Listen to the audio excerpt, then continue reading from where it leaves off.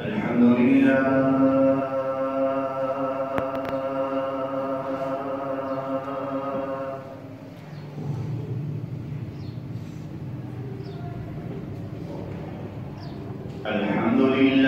نحمده ونستعينه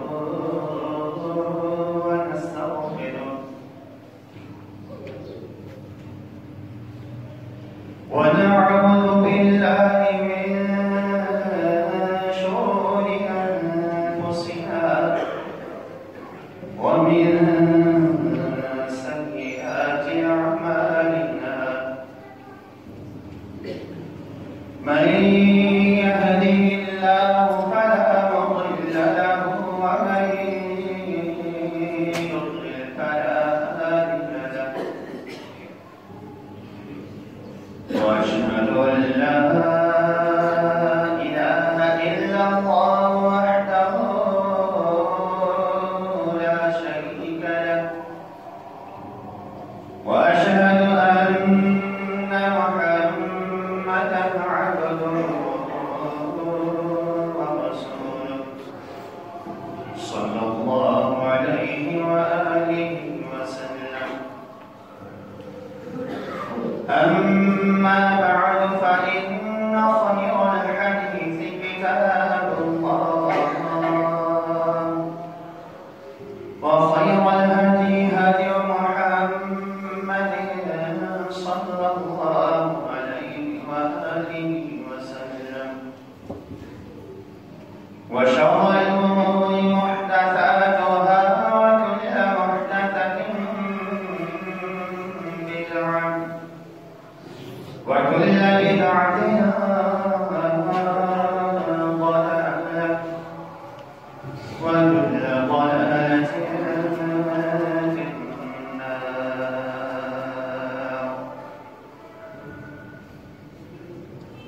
اللهم صل على محمد وعلى آل محمد كما صليت على إبراهيم وعلى آل إبراهيم إنك حميد مجيد. اللهم بارك على محمد وعلى آل محمد كما باركت على إبراهيم وعلى آل إبراهيم إنك حميد مجيد. أما بعد فأعوذ بالله السميع العليم من الشيطان الرجيم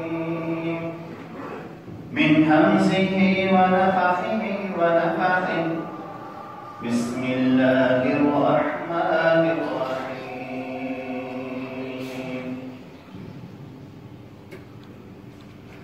وإذ قلنا للملائكة اسجدوا لآدم فسجدوا إلا إبليس قال أسجد لمن خلقت طينا قال أرأيتك هذا الذي كرمت علي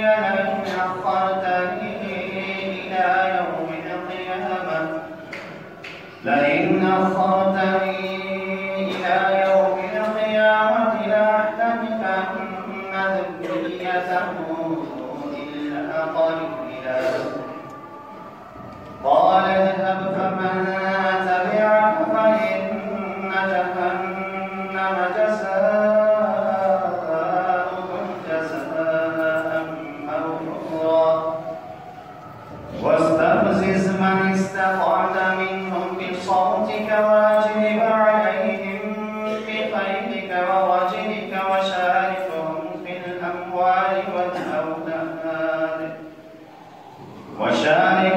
في الأموال والأولاد وعدهم وما يعدهم الشيطان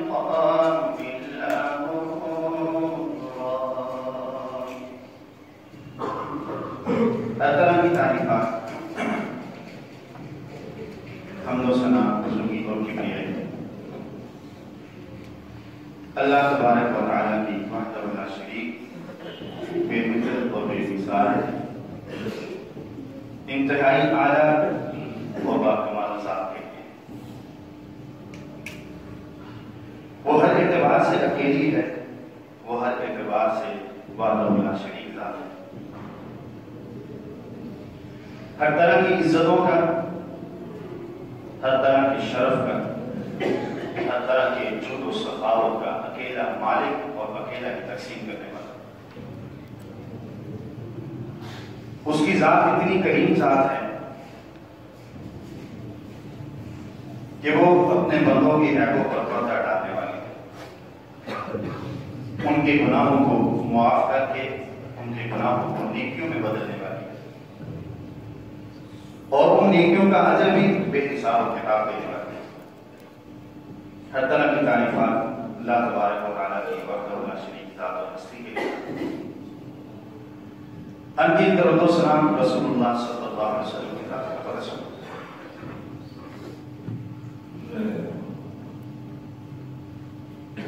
سورہ بنی اسرائیل کی چند آیات کی میں نے آپ کے سامنے تلاوت کی۔ اللہ تبارک و تعالیٰ نے انسان کو دنیا کی زندگی میں بھیجا ہے اور اسے اس کے دشمنوں کے بارے میں بھی متنبع کیا ہے۔ گزشتہ خطبات میں نے آپ کے سامنے ستارہ کے حوالے سے بیان کیا تھا۔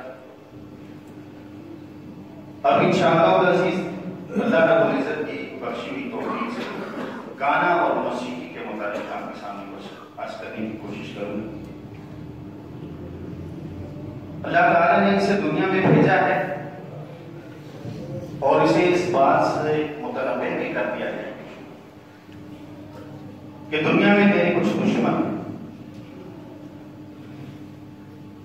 اور وہ دشمن کیسے ہیں کہ جو تجھ سے دنیا نہیں لینا چاہتے، جو تیرا مال، تیری جائیداد، تیرا حسب و نسب، تیرا معاشرے کے اندر مقام و مرتبہ، یہ تجھ سے وہ تیرا دشمن کبھی نہیں چھیننا چاہتا۔ سب سے قیمتی چیز کہ ساری دنیا بھی خرچ کر دی جائے اور وہ نعمت حاصل نہیں ہو سکتی۔ آدم علیہ السلام کے زمانے سے لے کر قیامت تک کے لیے آنے والے جتنے بھی لوگ ہیں، ان کے جتنے بھی خزانے ہیں، سارے کے سارے لٹا دیے جائیں تو وہ نعمت نہیں مل سکتی، وہ ایمان اور دین کی نعمت ہے۔ اللہ رب العزت نے ان تمام انسانوں کو بالعموم اور خاص طور پر اہل ایمان کو بالخصوص، خاص طور پر اہل ایمان کو، کہ دنیا میں جانے کے بعد تم نے اپنے ایمان کی فکر کرنی، کیونکہ یہ ایسی دولت ہے جب ایک دفعہ ہاتھ سے نکل جاتی ہے اور انسان کا دل اس کو قبول کرنے سے انکار کر بیٹھتا ہے، پھر اللہ رب العزت کی طرف سے دل پر مہر لگ جاتی ہے، آنکھوں پر مہر ثبت ہو جاتی ہے، پھر وہ راہ حق تو دیکھتا ہے لیکن اسے قبول نہیں کرتا، اس کے کان راہ حق کی بات کو سنتے ہیں لیکن اسے قبول نہیں کرتے، اس کے دل میں اس کے دماغ میں راہ حق کے متعلق دلائل جاتے ہیں، لیکن اللہ رب العزت وہ توفیق صدر کر دیتا ہے جس کی بنیاد پر وہ فہم حاصل کر سکے، تدبر کر سکے، غور و فکر کر سکے۔ اور اس کا سب سے بڑا اور اصلی دشمن، جس کے آگے بہت سے نادانکار بھی ہیں، بہت سے اس کے ہتھکنڈے بھی ہیں، بہت سے اس کے پھیلائے ہوئے جال بھی ہیں، لیکن ان سب کو قابو میں کرنے والا، ان سب کو اللہ رب العزت کے راہ سے بھٹکانے کے لیے استعمال کرنے والا وہ شیطان ہے۔ میں نے جو آیات آپ کے سامنے تلاوت کی، اللہ رب العزت نے فرمایا آیت نمبر 61 سے لے کر 64 تک، سورہ بنی اسرائیل کی آیت نمبر 61 سے 64، اللہ تعالیٰ نے فرمایا وَإِذْ قُلْنَا لِلْمَلَائِكَةِ اسْجُدُوا لِآدَمَ فَسَجَدُوا۔ اللہ رب العزت نے آدم علیہ السلام کو مٹی سے پیدا کیا اور اللہ تعالیٰ نے فرشتوں سے کہا کہ تم نے اس آدم کو سجدہ کرنا، سجدہ تعظیمی ہے، اللہ رب العزت کے حکم کی بنیاد پر اس سجدے سے قطع وہ سجدہ مراد نہیں ہے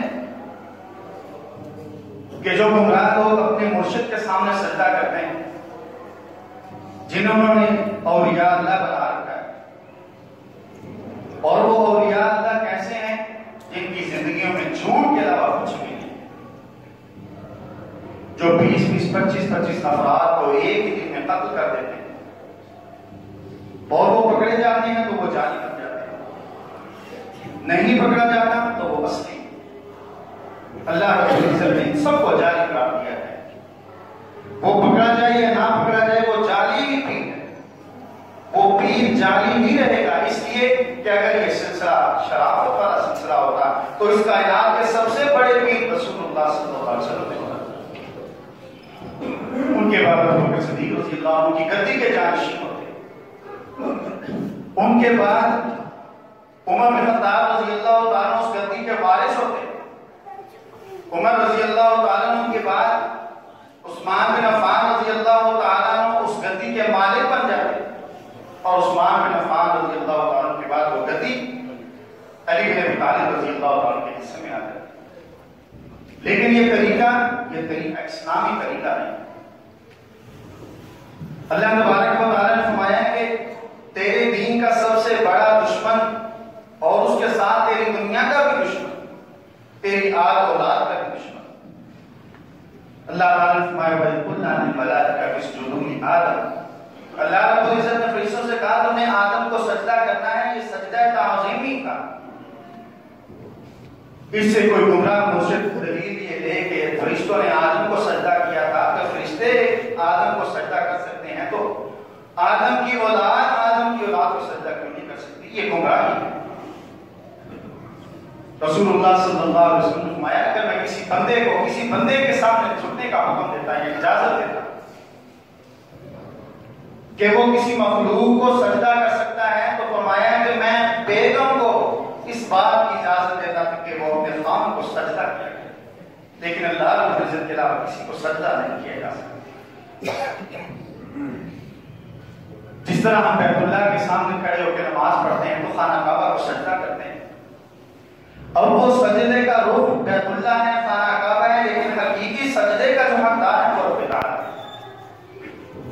مسجد میں سجدہ کرتے ہیں، سامنے محراب ہے، منبر ہے، دیوار ہے، اب اس دیوار کو، اس منبر کو، اس محراب کو، اس امام کو سجدہ نہیں ہے، سجدہ رب ذوالجلال کو ہے، ایک روح اللہ رب العزت نے متعین کر دیا۔ وَإِذْ قُلْنَا لِلْمَلَائِكَةِ اسْجُدُوا لِآدَمَ، اللہ رب العزت نے فرمایا فرشتوں آدم کو سجدہ کرنا ہے، فَسَجَدُوا، تمام فرشتے سجدے میں جھک گئے، اللہ رب العزت کے حکم کی پیروی کرنی، تعمیل کرنی۔ کلہم اجمعون، کوئی بھی فرشتہ پیچھے نہیں رہا الا ابلیس، اس ابلیس نے، اس شیطان نے، اس مردود نے سجدہ کرنے سے انکار کر دیا، اور کیا کہا اسجد لمن خلقت طینا، یا اللہ میں اس کو سجدہ کروں جسے تو نے مٹی سے پیدا کیا، تو نے اس کو مٹی سے پیدا کیا اور مٹی کا بت بنا کر تو نے اس کو میرے سامنے کھڑا کر کے کہا کہ اس کو سجدہ کر، ساروں نے سجدہ کیا، میں اس کو سجدہ کرنے والا نہیں۔ لم اکن لاسجد لبشر خلقته من صلصال من حمأ مسنون، اللہ میں اس کو سجدہ کروں جسے تو نے مٹی سے پیدا کیا، کھنکھنانے والی، بجنے والی کیچڑ سے، اور جس کے اندر ہلکی سی بو ہو، اس کیچڑ والی مٹی سے تو نے آدم کو سجدہ کیا اور میں اس کو سجدہ کروں، تو نے اس کو پیدا کیا اور میں اس کو سجدہ کروں۔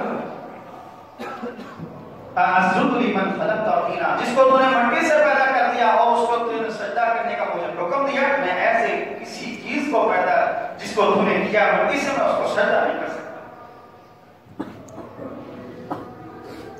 اور اس نے کیا بات کہی، خلقتنی من نار، تو نے مجھے آگ سے پیدا کیا، وخلقتہ من طین، اور تو نے اس کو مٹی سے پیدا کیا ہے، آگ اوپر کی طرف اٹھتی ہے، مٹی نیچے کی طرف گرتی ہے، میں اس سے اعلیٰ ہوں، میں اس سے اشرف ہوں، میری اہمیت اس سے زیادہ ہے۔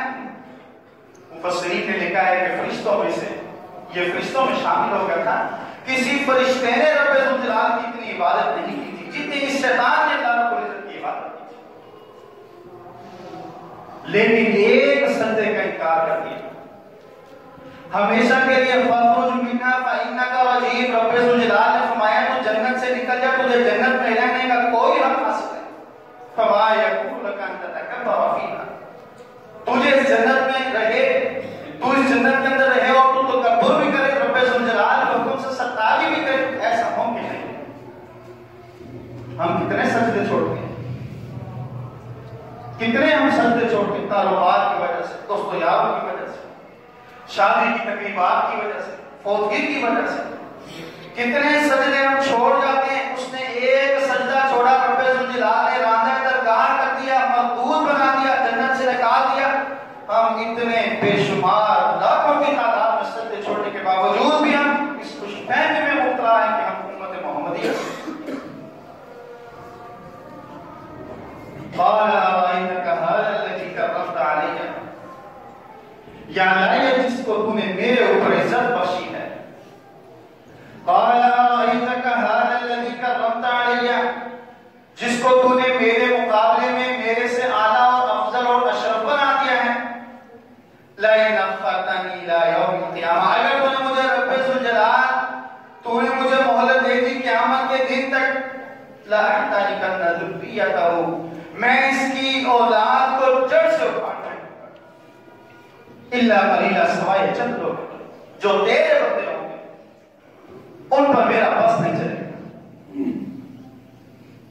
لئن أخرتني إلى يوم القيامة, اگر تو نے مجھے مہلت دے دی, اگر تو نے مجھے ہلاک کر دیا, برباد کر دیا, پھر تو میرے پاس وقت نہیں ہے. لیکن اگر تو نے مجھے مہلت دے دی قیامت تک کے دن کے لیے, مجھے زندگی دے دی, لأحترقن ذريته, میں اس کی امت کو, میں اس کی نسل کو ضرور گمراہ کروں. سورہ اعراف میں اس سے مخاطب ہو کر رب ذوالجلال سے کہا فَأَنظِرْنِي إِلَىٰ يَوْمِ يُبْعَثُونَ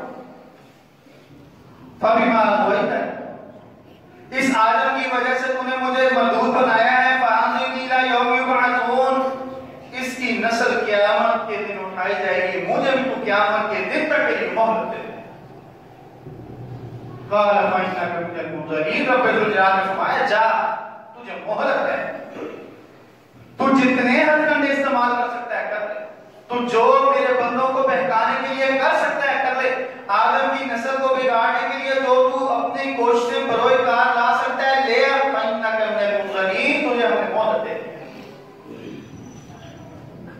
لا أحترقن ذريته إلا قليلا, میں اس کی نسل کو تباہ و برباد کر کے رکھ دوں گا, میں اس کو بگاڑ کے رکھ دوں گا, میں اس کے دین کا ستیہ ناش کر دوں گا. میں مختلف چالوں کے ذریعے سے, مختلف جالوں کے ذریعے سے اس دنیا کی زندگی کو مزین خوبصورت بنا کر, اس دنیا کی زندگی کی اہمیت اس کے دل میں پیدا کر کے, اس کے دل سے دین کی اہمیت نکال کر, اس کے سامنے دین اور دنیا کو متساوی نہیں, دنیا کو مقدم اور دنیا کو بھیج کر کے پیش کروں گا, اور اس کے نسل کو, اس کے بچوں کو, اس کے بیٹوں کو, اس کی بچیوں کو میں تباہ و برباد کروں گا. یہ اس نے رب ذوالجلال سے وعدہ کیا تھا, اور کیا کہا تھا لَأُزَيِّنَنَّ لَهُمْ فِي الْأَرْضِ, میں زمین ساری کی ساری, اس کے اندر سارے کے سارے معاملات, اس کی ساری چیزیں, لَأُزَيِّنَنَّ لَهُمْ فِي الْأَرْضِ, اس کی ساری زمین کو, اس کی ساری چیزوں کو اس کے سامنے خوبصورت بنا دوں. ایک طرف اس کے چہرے کی خوبصورتی ہے, دوسری طرف اس کا دین ہے. ایک طرف اس کی بیگم کا خوبصورت لباس ہے, دوسری طرف اس کا دین ہے. ایک طرف اس کا بڑھتا ہوا آئے دن کاروبار جو ترقی کر رہا ہے وہ ہے, دوسری طرف اس کا دین ہے. ایک طرف اس کا بہت بڑا کنبہ, قبیلہ, خاندان, دوسری طرف اس کا دین. لَأُزَيِّنَنَّ لَهُمْ فِي الْأَرْضِ, میں ان سب چیزوں کو اس کے دین کے مقابلے میں خوبصورت بنا دوں گا. پھر یہ دین کے مقابلے میں اپنی اس شکل کو خوبصورت سمجھے گا جو شکل رسول اللہ صلی اللہ علیہ وسلم نے اس کو نہیں دی ہوگی, جو شکل تو نے اس کو نہیں دی ہوگی, یہ اپنے اس شکل کو خوبصورت سمجھے گا.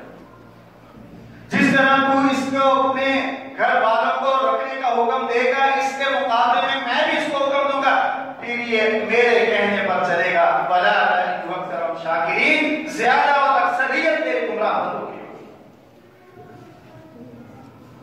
لَأُزَيِّنَنَّ لَهُمْ فِي الْأَرْضِ، میں زمین کے سارے معاملات اس کے دین کے مقابلے میں اس کے لیے خوبصورت بنا دوں گا. وَلَأُغْوِيَنَّهُمْ أَجْمَعِينَ، میں سب کو تیرے راہ سے بہکانے کی بھرپور کوشش کروں گا. یہ اس نے رب الجلال سے وعدہ کیا. کیا وعدہ کیا؟ فَبِعِزَّتِكَ لَأُغْوِيَنَّهُمْ أَجْمَعِينَ. یا باری تعالیٰ مجھے تیری عزت کی قسم ہے، فَبِعِزَّتِكَ، میں تیری عزت کی قسم اٹھا کر کہتا ہوں، لَأُغْوِيَنَّهُمْ أَجْمَعِينَ، میں تیرے بندوں کو تیری سیدھی راہ سے بہکاؤں گا، گمراہ کروں گا، ان کو تیرے دین سے دور کروں گا، ان کو تیرے دین کے مقابلے میں تیری دنیا کے اندر مشغول و مصروف کر دوں گا، اور تو ان کو پھر بچا نہیں سکے گا. اور یہ تیرے مقابلے میں، تیرے احکامات کے مقابلے میں، تیری تعلیمات کے مقابلے میں مجھے میرے احکامات کو، میری تعلیمات کو ترجیح دے. آج ہم اپنے گھر کے اندر، آج ہم اپنے آس پاس، آج ہم اپنے معاشرے میں، اپنے اعزاء و اقارب، دوستوں یاروں میں، اپنی قریبی خاندان اور گھرانوں میں نظر دوڑا کے دیکھیں کہ شیطان کی بات ماننے والے کتنے ہیں، رب رحمان کی بات ماننے والے کتنے ہیں. سر کے بالوں سے لے کر پاؤں کے تلوے تک گھر کی مستورات کو دیکھ لیں، گھر کے بچوں کو دیکھ لیں، ان کے سروں پر بالوں کا ڈیزائن دیکھ لیں، ان کا لباس دیکھ لیں، ان کی شرٹس کے اوپر لکھی ہوئی کوٹیشن، ان کی شرٹس پر لکھے ہوئے جملے، وہ محاورے، اور ان کی شرٹس کے اوپر بنی ہوئی تصویریں، اور ان کی پھٹی ہوئی پینٹیں دیکھ لیں کہ اللہ رب العزت کے مقابلے میں ہم کس کو ترجیح دے رہے ہیں، اللہ رب العزت کے مقابلے میں ہم کس سے محبت کر رہے ہیں، اللہ رب العزت کے مقابلے میں ہمارے دل کے اندر خوبصورتی کس چیز کی ہے، اللہ رب العزت کے احکامات ہمارے لیے مقدم ہیں، شیطان کی چال و تدبیر ہمارے لیے مقدم ہے. قال رأيتك هذا الذي كرمت علي، یہ جس کو تو نے انسان بنا دیا ہے، یہ جس کو تو نے آدم کہا ہے. قال رأيتك هذا الذي، اس کو جس کو تو نے میرے اوپر عزت بخشی ہے اور مجھے یہ حکم دیا کہ میں اس کے سامنے جھکوں، اس کو سجدہ کروں. لئن أخرتني إلى يوم القيامة، قیامت تک کے لیے تو مجھے مہلت دے کے دے، قیامت تک کے لیے وقت دے، قیامت تک کے لیے مجھے بھی کچھ کرنے کی توفیق بخش، قیامت تک کے لیے مجھے بھی کوئی طاقت دے کہ میں بھی مقابلہ کر سکوں تیرا. لَأَحْتَنِكَنَّ ذُرِّيَّتَهُ، میں اس کی نسل کو جڑ سے اکھاڑ دوں گا، دین کے اعتبار سے کا ستیہ ناش کر کے رکھ. یہ شیطان کی چال، یہ رب ذوالجلال سے اس نے وعدہ کیا ہے. اللہ رب العزت کی قسم اٹھا کر رب ذوالجلال آدم ابراہیم علیہ السلام اپنے والد کو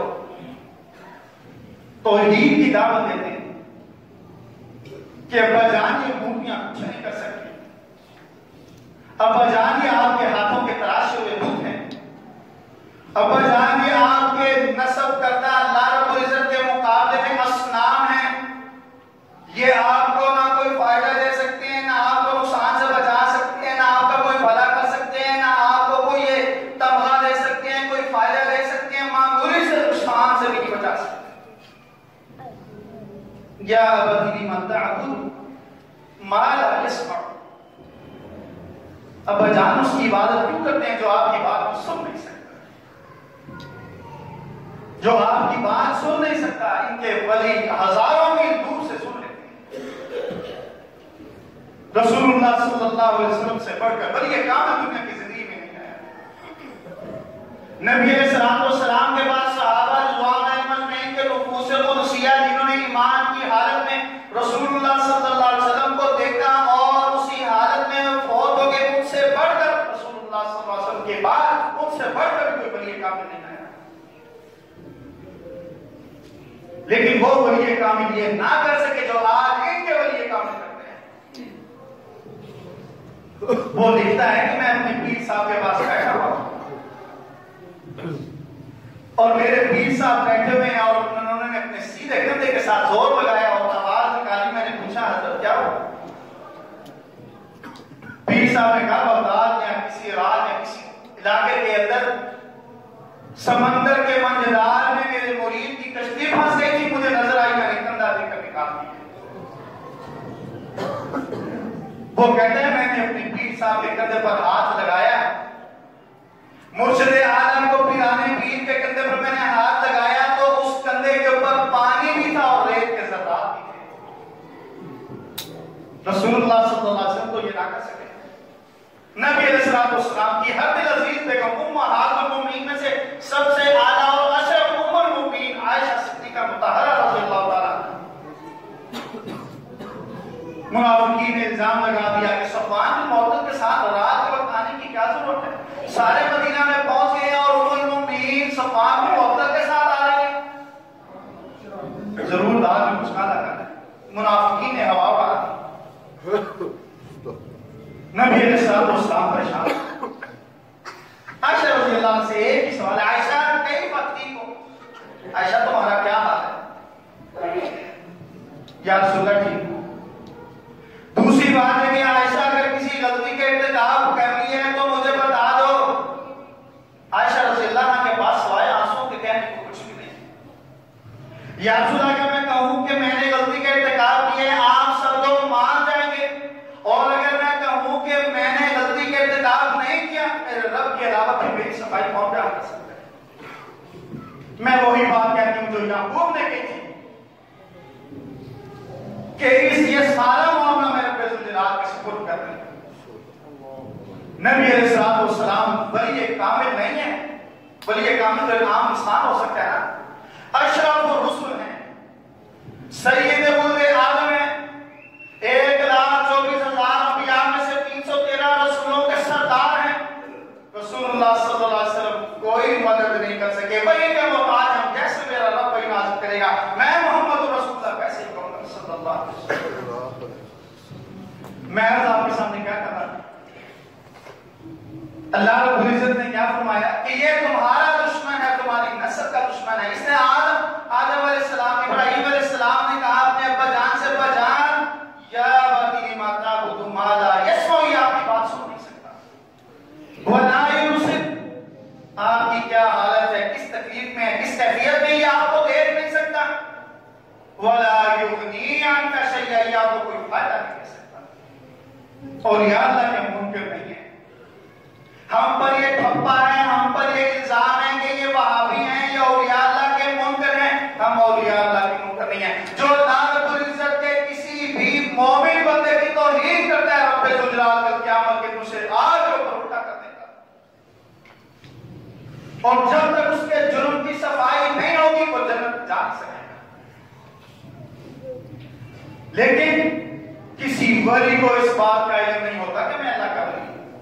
کوئی اپنے منہ سے کہتا ہے کہ میں ولی کامل ہوں، میں مرشد دوران ہوں، میں فلاں ہوں، میں قطب ہوں، میں ابدال ہوں۔ اللہ رب العزت کے ولی کو اس بات کا قطعی علم نہیں ہوتا کہ یہ اللہ کا، میں اللہ کا ولی ہوں۔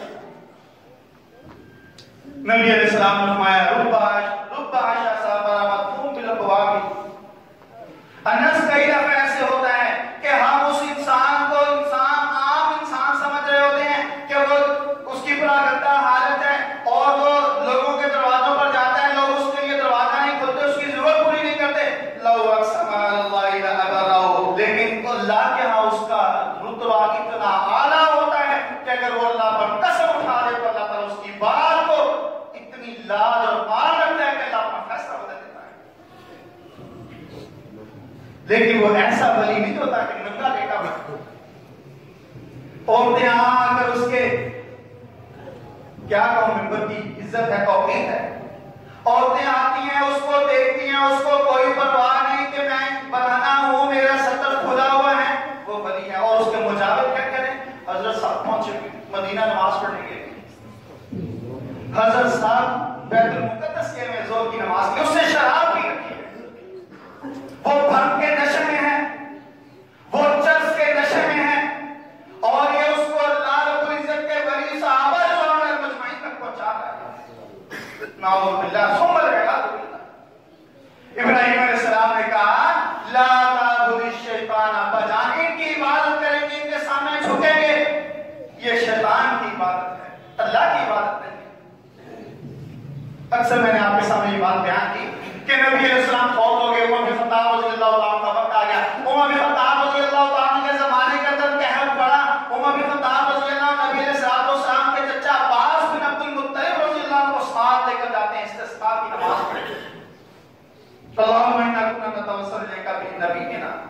نبی کا، اے اللہ ہم تیرے حبیب سے، تیرے خلیل سے، سید المرسلین سے، اشرف الانبیاء سے، سید ولد آدم رسول اللہ صلی اللہ علیہ وسلم سے دعا کروایا کرتے تھے، فتسکینہ یا اللہ تو ہمیں بارش دیا کرتا تھا، لیکن آج تیرا حبیب اس دنیا میں نہیں ہے، وہ فوت ہو چکا ہے۔ نتوسل الیک بعم نبینا، یا اللہ آج ہم دعا کے لیے تیرے سامنے کس کو لے کر آئے ہیں؟ ہماری نظر کے اندر اگر آج کوئی ولی کامل ہے تو رسول اللہ صلی اللہ علیہ وسلم کا چچا عباس ہے۔ فسکینہ یا اللہ عباس تیرے سامنے آیا ہے، ہم تو گناہگار ہیں، یا اللہ عباس آیا ہے تو اس کی دعا کی لاج رکھ اور ہمیں بارش عطا فرما دے۔ اگر قبر پر جانا ہوتا تو رسول اللہ صلی اللہ علیہ وسلم کی قبر سے بڑھ کر کسی دنیا کے اندر کوئی انسان جس کی قبر معزز ہو محترم ہو،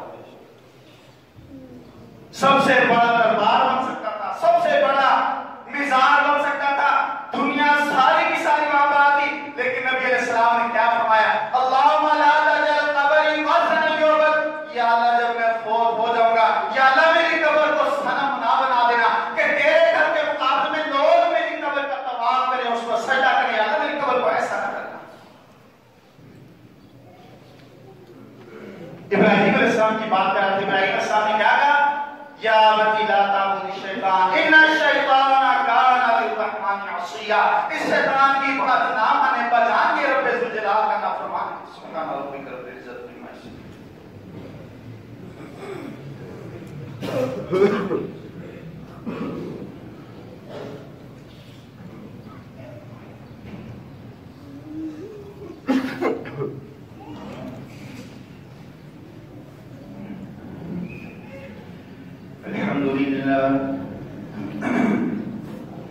الحمد لله نحمده ونستعينه ونستغفره ونؤمن به ونتوكل عليه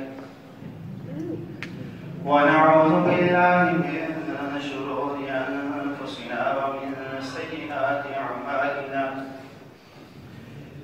من يهده الله فلا مضل له ومن يضلل فلا هادي له، وأشهد أن لا إله إلا الله وحده لا شريك له، وأشهد أن محمدا عبده ورسوله صلى الله عليه وآله وسلم۔